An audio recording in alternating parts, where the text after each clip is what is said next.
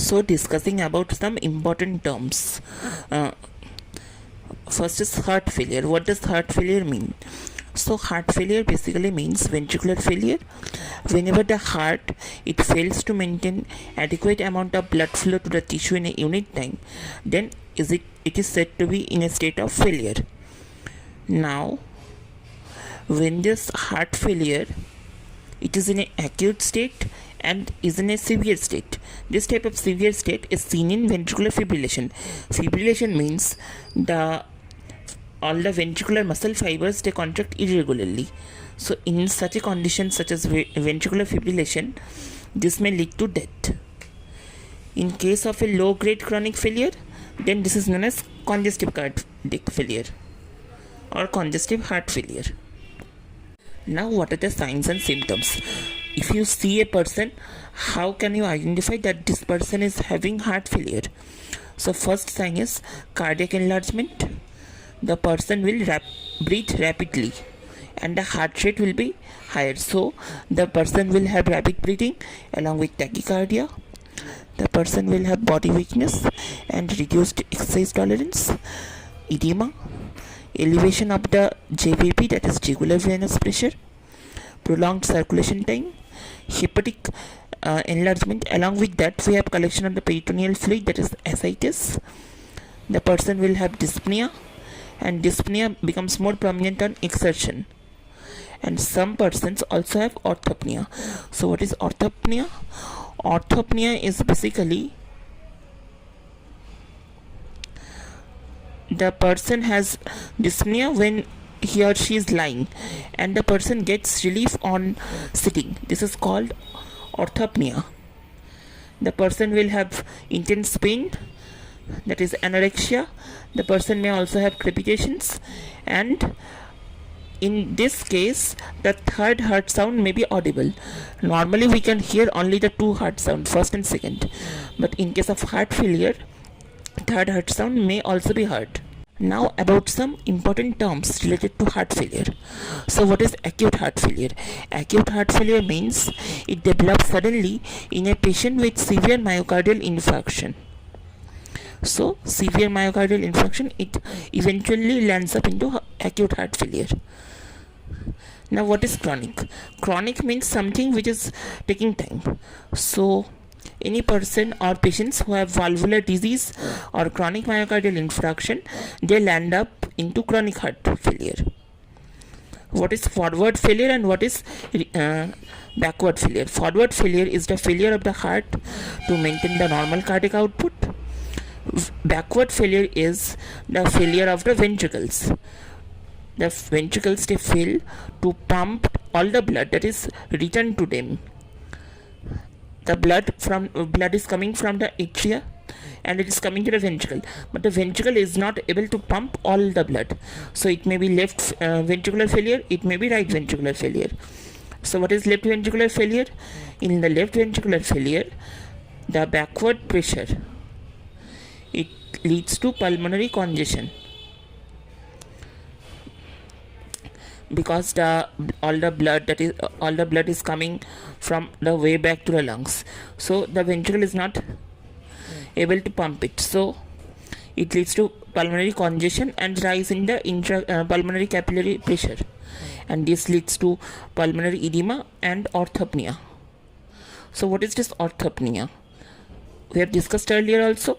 Orthopnea is that a person feels respiratory distress or dyspnea when lying in the supine position, and as soon as the person gets up and sits, the person gets relief. So this is known as orthopnea. What about a right ventricular failure? So in the right atria, the blood is coming from the superior vena cava and the inferior vena cava, that is from the venous system. So any right ventricular failure, this will lead to a backward pressure, and this backward pressure leads to rise in the venous pressure. So this will cause edema, and this edema will generally develop in the dependent part of the body. So it leads to pedal edema, it increases in the jugular venous pressure, enlargement of the liver, and collection of the fluid in the peritoneal cavity, that is known as ascites. Now what is high output failure? Cardiac output is more than normal, but the blood flow to the tissues is less than required. So the cardiac output is more than normal. It is more than the requirement, but the tissues, they are not getting as much blood as they require. Now what is low output failure? In certain conditions such as myocardial infarction, aortic stenosis, myocardial ischemia, cardiomyopathy.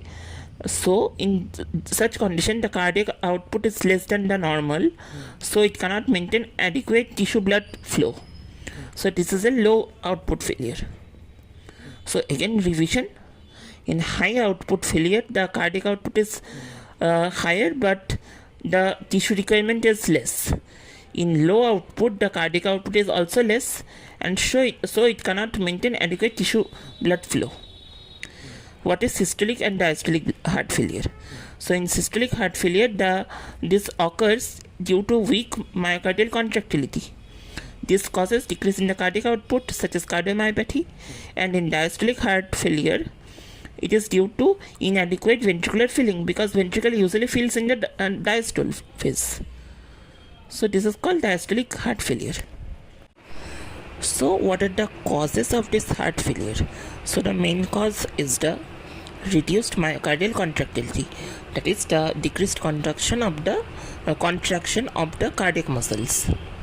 So this is generally congestive cardiac failure because it is a low grade, and this is commonly seen in persons with hypertension and coronary artery disease.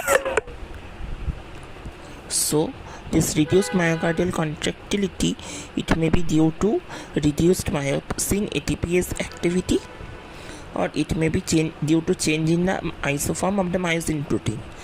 We know that muscle fibers contain two types of protein, that is actin and myosin, and also certain other filaments such as actin and tropomyosin.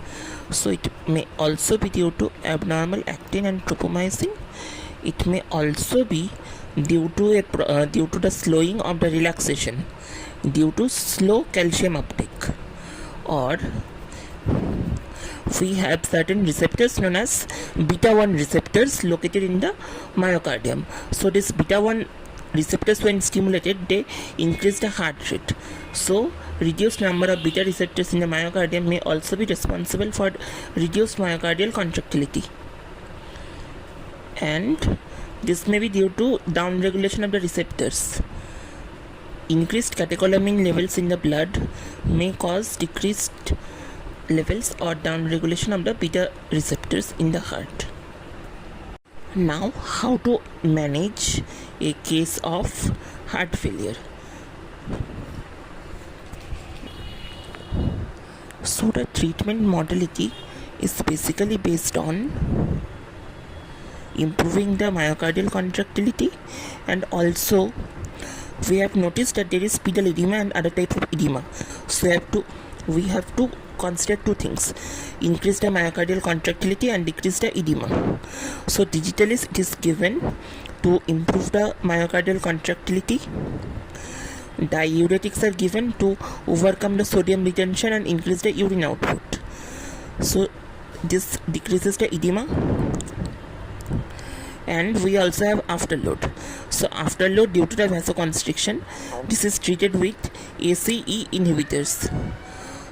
These ACE inhibitors, they will cause vasodilation, and therefore they decrease the levels of aldosterone. And we have vasodilators. So this vasodilators such as nitrates. So these vasodilators, they can cause a reduced preload.